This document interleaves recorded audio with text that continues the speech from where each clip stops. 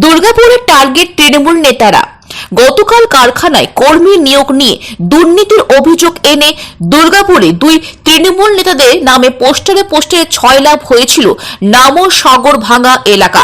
ফের টার্গেট তৃণমূল নেতাদের একাংশ এবার আজ সকাল থেকে দুর্গাপুরে কোক ওভেন থানা অন্তর্গত সাগর ভাঙা কলোনি শিল্প তালুকে বেসরকারি এক কারখানার সামনে 28 ও 29 নম্বর ওয়ার্ডে তৃণমূল কর্মীদের একাংশ দলে ঝান্ডা হাতে নিয়ে পরিবার পরিজন দিয়ে গেট আটকে দিয়ে বিক্ষোভ শুরু করে দেয়। বহিরাগতদের বের করে দেওয়ার হুঁশিয়ারি দেয় তারা। আটকে দেওয়া হয় বাইরে থেকে আসা কর্মীদের। অভিযোগ, ম্যানেজমেন্টের সাথে নেতাদের একাংশ মোটা টাকার লেনদেন করে বহিরাগতদের কাজে ঢোকাচ্ছে আর স্থানীয় বেকাররা দূষণ খাচ্ছে। ভোটে পার্টি হয়ে কাজ করছে আর বেশ কয়েক বছর ধরে তারাই ব্রাত্য হয়ে পড়ে রয়েছে। পুজোর আগে রাজ্যের মন্ত্রী প্রদীপ মজুমদার ও জেলা তৃণমূল শ্রমিক সংগঠনে জেলা সভাপতি অভিজিৎ ঘটকের সাথে আলোচনা হয়েছিল।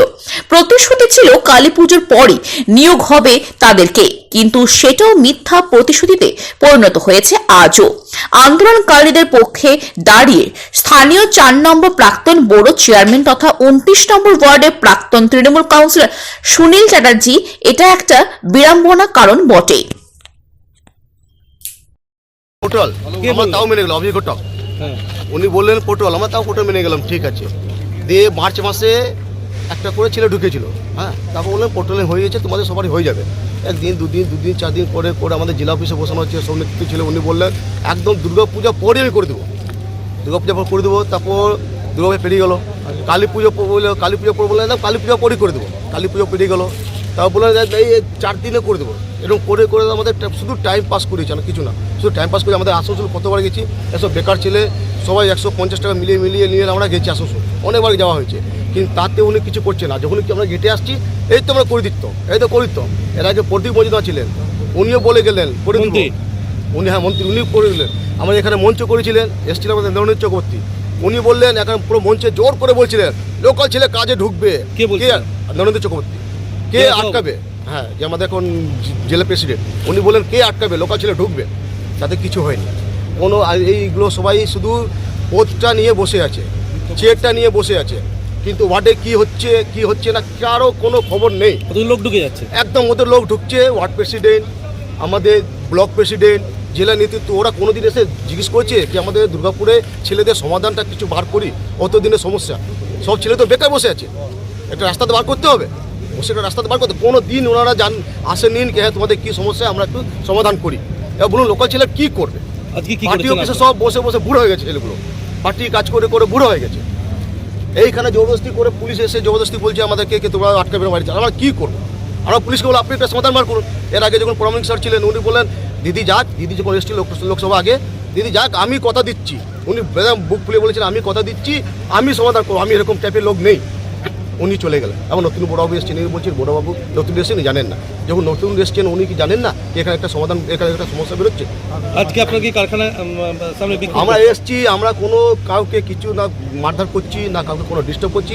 আমরা শুধু বাইরের ছেলে যার পাঁচ নেই কী হিসাবে ঢুকেছে, কেন ঢুকেছে ওরা? লোকাল ছেলে কাজ করতে যখন রেডি আছে, তাতে বাইরের ছেলে ঢুকছে কেন? নিশ্চয়ই কোনো ব্যাপার আছে, ওদেরকে শুধু আমরা আটকাচ্ছি, তাতে লোকাল ছেলে সবারই কাজ হোক, 28-29 লোকাল সবাই কাজ হোক। এরকম বাইরের ছেলে কতজন রয়েছে যাদের কাট চলে? আর এর আগে আমরা যে আটকে ছিল 583 ছিল, এগুলো 583 আমাদের বলছি না 583 ছেলেকে আমরা ঢুকে দেবো না। লোকাল ছেলে কিছু নেই, 150 লোকাল ছেলে নিয়ে কাজ করবে, শুধু বাইরে ছেলে কাজ করবে তো লোকাল ছেলে কী করবে? আমরা চাইছি লোকাল ছেলে চাকরি হোক। আপনাদের তো প্রতিশ্রুতিও দেওয়া হয়েছিল প্রতিশ্রুতি কোনো ফল হয়নি। আপনাদের নেতৃত্বই দিয়েছিল তো? হ্যাঁ, নেতৃত্ব দিয়েছিল কিন্তু কোনো ফল হয়নি। কি বলেছিল তারা? ওরা তো দাদা অনেক কিছু বলেছে, কিন্তু কোনো কিছু হয়েছে আজ পর্যন্ত? তাহলে কি লোকাল ছেলেরা সকালবেলা উঠে এসে গেটে আন্দোলন করতো? কি নাম আপনার? আমার নাম জয়ন্ত দাস। আমাদেরকে বললো পোর্টাল। আমি মনে করি ওদের জন্য ওটা ঠিক, বেকাররা চাকরি পাক, এটা আমি চাই, কখনোই বিরুদ্ধে না, গ্রামে কলোনির বিরুদ্ধে নই। কিন্তু এই যে ঘন ঘন আন্দোলন, নিজেদের একটা ঘেন্না ধরে যাচ্ছে। এখানে তারা আসছে বলে যাচ্ছে কোনো চাকরিগুলো করলেই চাকরি, তাদের নেতাদের কথা আমার মনে হয় শুনছে না। নেতাদের কথা যদি শুনতো তাহলে কবে সেটেল হয়ে যেত। ম্যানেজমেন্ট ম্যাটারটা হ্যাঙ্গিং করে রেখেছে। তারা কি পারে না ঢোকাতে, গ্রুপ গ্রুপ করে ঢুকিয়ে দেওয়া? তুমি বই এই যে শুনছি বহিরাগত, যেটা কিছুটা রটে তো কিছুটা আবার বটে। এই যে বাইরের লোক ঢুকছে, কেন ঢুকছে বাইরের লোক? কেন ঢুকবে? এই লোকাল লোকগুলো ঢোকালেই তো সমস্যা মিটে যায়। এর জন্য কি বিড়ম্বনায় পড়তে হচ্ছে আপনাদের? ডেফিনেটলি সামনে নির্বাচন বিড়ম্বনায় যথেষ্ট পড়তে হচ্ছে। সামনে নির্বাচন, তারপর আমাদের কর্মসূচি কৈফত দিতে পারছে, আমার লোক সংখ্যা কমে যাচ্ছে। যেখানে 500,000 লোক যেত সেখানে গাবাই থেকে আবার 50টা লোক যাচ্ছে, কারণ তারা সব কনফিউশনের মধ্যে আছে। উচ্চ নেতৃত্বকে জানিয়েছেন? বুঝতে হচ্ছে ডিটেলস জানে ব্যাপারে, ডিটেল উচ্চ নেতৃত্বের কথা বলেনি। ওরাও তো কথা বলে, ম্যানেজমেন্ট তো কথা বলতে পারে, মলয় ঘটক শ্রমমন্ত্রী তার একটা ডিপার্টমেন্ট, তার সঙ্গে তো কথা বলতে পারে।